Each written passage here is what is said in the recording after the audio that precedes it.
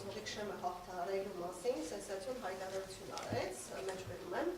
ընդդիմադիր կուսակցությունների կազմում կլինեն ողջամիտ, հայակենտրոն, արժանապատիվ անձինք, ում հետ կաշխատենք, որոնք կարող են կազմել սահմանադրական բարեփոխումների գործընթացի մաս։ Կլինեն անհատներ, որոնք իրենց կլանային շահերը ցած կդասեն պետական շահերից։ Ես այդպիսի անձանց անձամբ ճանաչում եմ։ Այսինքն բացահայտ ասած, որ ընդդիմության մեջ կան մարդիկ, ովքեր կլինեն ԿՊ-ի կողքին։ Ինչպես կարձագանքեք նրա այս հայտարարությունը։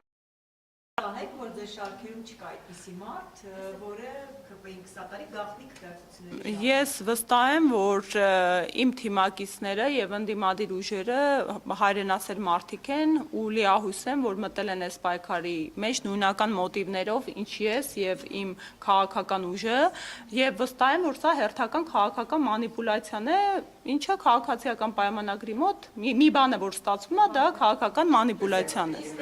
ԿՊ-ից պոկել 8 պատգամավորների, դուք դրա մասին նաև այստեղ կարող որքանով է իրատեսական, հաշվի առնելով այն, որ Փաշինյանը իր թիմակիցների դեմ ունի տարբեր կոմպրոմանտներ, որոնք նրանց պահում է իր դաշտում։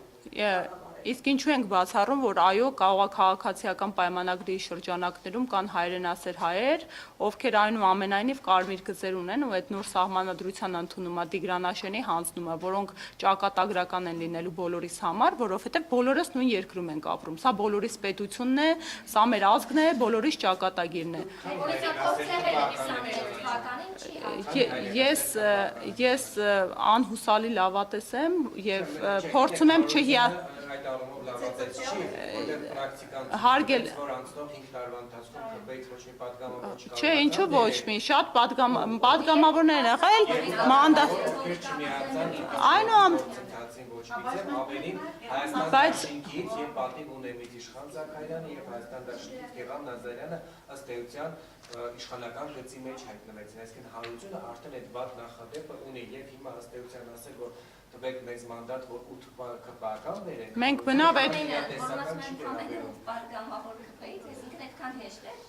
բնականաբար հեշտ չի։ Դա զրույց է քաղաքացու հետ։ Հիմա մենք ինչ ենք ամ Ջորջան, օրինակ մենք ինչու Սամվել Կարապետյանը մեր վարչապետի թեկնածուն դարձավ, չէ՞, օրինակ մեր կյանքում ամեն ինչ ավելի հեշտ կլիներ, որ այլ թեկնածու ունենք, որ խնդիր չունենար, որովհետև այդ ցանկությունը, որ Սամվել Կարապետյանը դառնա մեր քաղաքական ուժի առաջնորդ ու Հայաստանի Հանրապետության վարչապետ, ուներ մեր ընտրողը, մեր աջակիցները, իսկ մենք լինելով մի քանի ամսական քաղաքական ուժ աննախադեպ հանրային աջակցություն ունենք, տասնյակ հազարավոր քաղաքացիներ անկախ այս ահռելի ճնշումներից ու հետապնդումներից գալիս մեզ աջակցում մեր կողքին կանգնում են։ Հիմա մենք նպատակ ունենք կրկին ականջալուր լինենք ու Նարեկ Կարապետյանը ունի այդ իրավունքը ու նաև հնարավոր է պարտականությունը զրույցի մեջ բռնկվելու իր ընտրողի, իրեն լսողի ու իրեն հավատացողի հետ։ Օրինակ հիմա շատ մարդիկ կարծիքներ են այտնում, քննադատում են մեզ, ովքեր օրինակ մեզ քվե չեն տվել։ Մենք առաջինը կաշկանդված ենք մեր ընտրողի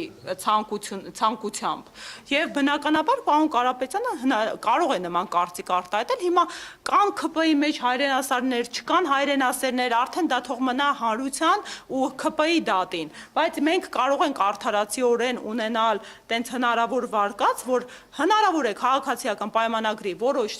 թեկնածուներ, պատգամավորներ եւ մարդիկ իրանք ունեն անթույլատրելիության գիծ, օրինակ այդ անթույլատրելիության գիծը Տիգրանաշենի հանձնումն է։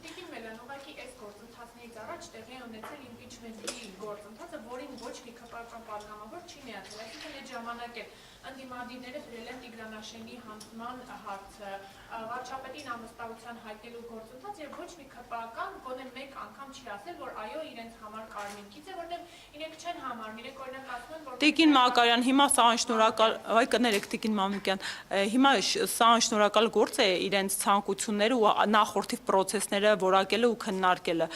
Ես պատասխանատու եմ իմ գործընթացի, իմ քաղաքական ուժի ու մեր անելիքների համար, էլի, այնպես որ զերծ կմնամ, այո, ունենք արձանագրված փաստ, որ այդ գործընթացը չի հաջողվել։ Հիմա հնարավոր է այլ իրողություն, օրինակ նույն մանդատների բաշխվածությունը եւ